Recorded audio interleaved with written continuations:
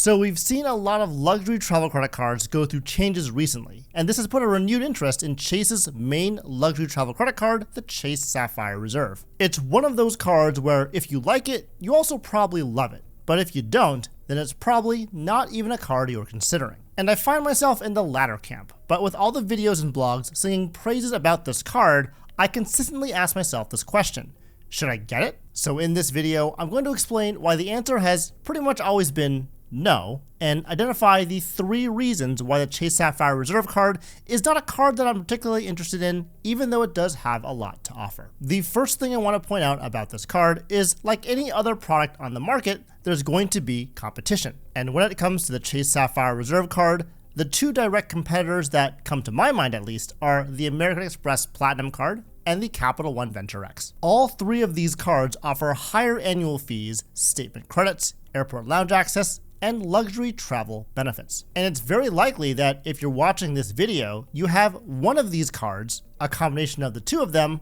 or even all 3. But in my opinion, having multiple luxury travel credit cards, for example, the Amex Platinum and the Chase Sapphire Reserve, is not very cost effective. Of course, all 3 of these cards have statement credits to offset their higher annual fees, with some cards having easier statement credits than others. But the problem is with overlap. While each card has multipliers and credits that are unique, in essence they all perform the same general task, which is to offer luxury travel benefits and insurances, airport lounge access, and the ability to earn a flexible point currency for their respective transfer partners. Now, there are certainly situations where I think having multiple luxury travel credit cards may make sense. For example, if you're looking for specific airport lounge access. Each one of these cards offer a Priority Pass membership, but they also offer access to their own individual lounge networks, with the Platinum card getting Centurion Lounge access, the Sapphire Reserve getting Sapphire Lounge access, and the Venture X getting Capital One Lounge access. So if you go to these lounges, or even just wanted access to lounges in more than one particular ecosystem,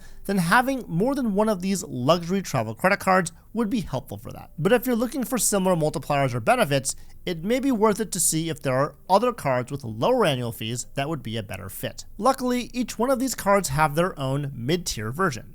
The Amex Platinum has the green card, the Sapphire Reserve has a Sapphire Preferred card, and the Capital One Venture X has the Venture card. And so with that in mind, because I have the Amex Platinum card, and because I visit primarily Centurion lounges, I never felt the need to also have the Chase Sapphire Reserve card or even the Capital One Venture X. For me, the Amex Platinum was that one luxury travel card that pretty much took care of all my luxury travel needs. But as I'm planning to drop this card next year, I'll need another replacement luxury travel card, and the Chase Sapphire Reserve is certainly a potential option. And so let's briefly go over this card, which won't be a comprehensive list of the benefits, but these are the features that really make this card unique. The Chase Sapphire Reserve has a $550 annual fee and has a standard welcome offer to earn 60,000 bonus points after spending $4,000 in purchases in the first 3 months after account opening. This annual fee is offset by a $300 annual travel credit that is one of the most flexible credits out there, dropping the original $550 annual fee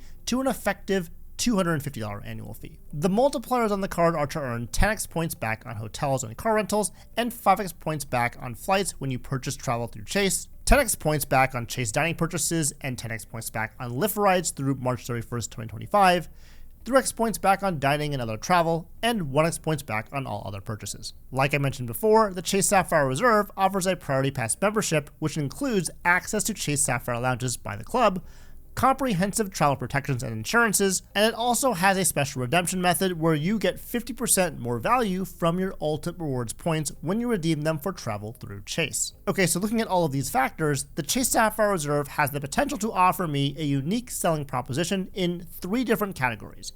The first is in multipliers, the second is in airport lounge access, and the third is in the redemption options. So let's tackle each of these one by one. So the first category is the multiplier, and with the Chase Sapphire Reserve, this travel multiplier is 3x points back. Now, Chase is one of those banks that has a very broad travel multiplier that includes merchants from the transit category, like parking, tolls, trains, and those sorts of things. And the only other major issuer that I'm aware of that has an equally or even broader travel category is Bank of America. And for me, I have the Bank of America Premium Rewards Elite Credit Card, which has this category. And this card, coupled with the elevated Platinum Honors boost with the Bank of America Preferred Rewards system, gets a 3.5x travel multiplier, which is pretty good.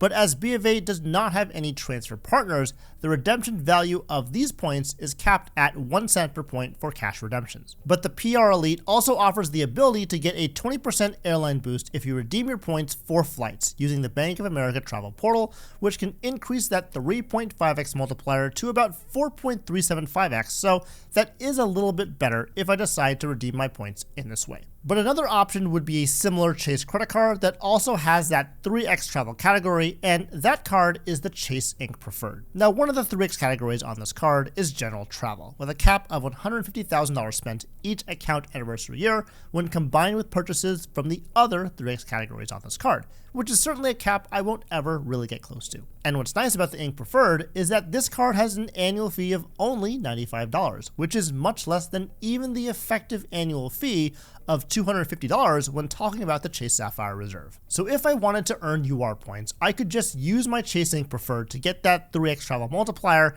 and I don't necessarily need the Chase Sapphire Reserve card for this purpose. I also should mention that in addition to the Bank of America Premium Rewards Elite card, I also have the US Bank Altitude Reserve, which has a 3x travel multiplier as well. But with this category, it's important to point out that it's not as broad as the ones found on Chase or Bank of America credit cards. Purchases included in the travel category for US Bank include airlines, hotels, car rentals, taxicabs, limousines, passenger trains, and cruise line companies, so there's certainly some other types of purchases that are missing. So for me, general travel is covered by the Premium Rewards Elite credit card for a very simple 3.5% cashback earning rate, but I also have the Chase Inc. Preferred card too if I wanted to earn ultimate reward points for this category. Now, the second unique selling point about the Chase Sapphire Reserve is its lounge access benefit. Specifically, the Chase Sapphire Reserve has a Priority Pass membership that not only grants access to the typical Priority Pass airport lounges, but also the Chase Sapphire lounges by the club. Now, as someone who has held the Amex Platinum for many years, I've always been pretty happy with just having the Priority Pass from that card, plus access to the Centurion lounges. But with the recent change to Escape lounges becoming a part of the Priority Pass network, I no longer need the Amex Platinum card for lounge access purposes, and so I briefly considered the Chase Sapphire Reserve card as a more affordable replacement. But that's when I remembered that if you have the Chase Ritz-Carlton card, this card comes with exactly the same Priority Pass membership as the Chase Sapphire Reserve, but better. Well, unless you live in Austin, Texas. This is because one of the only differences when it comes to the Priority Pass between these two cards is that the Sapphire Reserve Priority Pass grants access to the Sapphire Terrace Lounge in the Austin airport, while the Ritz-Carlton card's pass does not. And as someone who already has the Ritz-Carlton card and doesn't travel to Austin, Texas that often, there's no reason to get the Chase Sapphire Reserve card just for that purpose. It's also important to mention that the Ritz-Carlton card has a better Priority Pass when it comes to bringing your family and friends. This is because while both the Chase Sapphire Reserve and Ritz-Carlton cards allow authorized users, each authorized user on the CSR costs $75, but each authorized user on the Ritz-Carlton card is free. And the reason why this difference is so important is that authorized users on both cards get their own Priority Pass memberships. But because authorized users are free on the Ritz-Carlton card, this is clearly the better option. And not only is it free, but Ritz-Carlton Priority Pass memberships come with unlimited free guests, whereas the CSR's Priority Pass membership only allows 2 free guests. Having said that, it's important to remember that ultimately the number of guests you can bring into the lounge is going to depend on the lounge itself, including the amount of people that are in the lounge currently and also the location of the lounge. Sadly, the Priority Pass memberships on both the CSR and the Ritz-Carlton card lost access to Priority Pass restaurants in July of 2024. So there is a limitation on these memberships, but since it affects both cards, it's still better for me to use the Priority Pass membership on the Ritz-Carlton card. And the third reason why I'm not getting the Chase Sapphire Reserve is because of my points redemption strategy. Now, one of the main selling points of the Chase Sapphire Reserve card is its redemption option of getting a 1.5x boost when redeeming travel through Chase. For example, if you were to redeem 60,000 points for travel through Chase, it would be an equivalent of $900 in value, making that 3x travel multiplier effectively a 4.5x travel multiplier if this was your method of redemption. And yes, redeeming points for 1.5 cents per point, especially for domestic airfare, is a pretty good deal. Not only are you able to raise the floor value of your points to 1.5 cents per point, but as airlines interpret travel with Chase redemptions as a flight purchase, you're able to get the original flight miles and segments that you would normally get with a paid fare. But as we know, there are even better ways to get a higher redemption rate for our points. and that of course is through transfer partners. And Chase has plenty of great airline and hotel partners to choose from, including the fan favorite, Hyatt. Now, I'm personally not a huge Hyatt person, but their redemption values are pretty solid, so if that's the way you want to redeem your points, it's certainly a great way to go, with a lot of redemptions being at least 2 cents per point. But for me, my strategy is to save my flexible point currencies, including Chase Ultimate Rewards points, for booking international, first or business class air travel,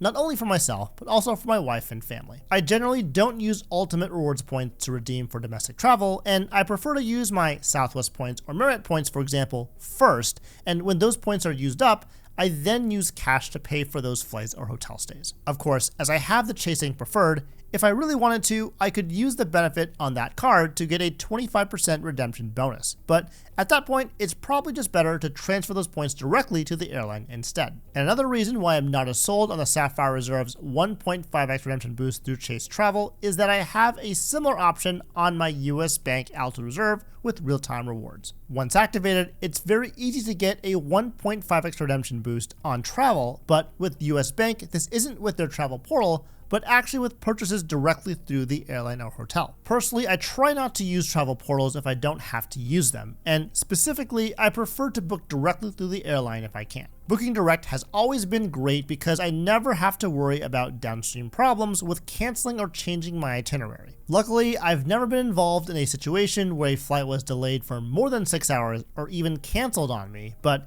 if that ever happened, I would certainly feel more comfortable if I had booked that ticket directly through an airline instead of through a travel portal. Now, US Bank doesn't have any transfer partners, but since the Altitude Reserve offers a 3x point multiplier on travel, getting a flat 4.5x points back on those purchases is still great. And compared with the Chase Sapphire Reserve, they both would get an equivalent 4.5x points back on travel purchases, with the CSR having a more inclusive travel category, and the Altitude Reserve having the benefit of being able to get that same redemption value while still booking direct. And so those are the 3 reasons why I don't have the Chase Sapphire Reserve. The CSR can be a great card for the right person, especially those who really value those Ultimate Rewards points and can get a lot of value from that 1.5x redemption bonus when booking travel through Chase. In my opinion, the best use case for that redemption option would be for flexible domestic travel, as having a floor of 1.5 cents per point for those UR points is pretty solid,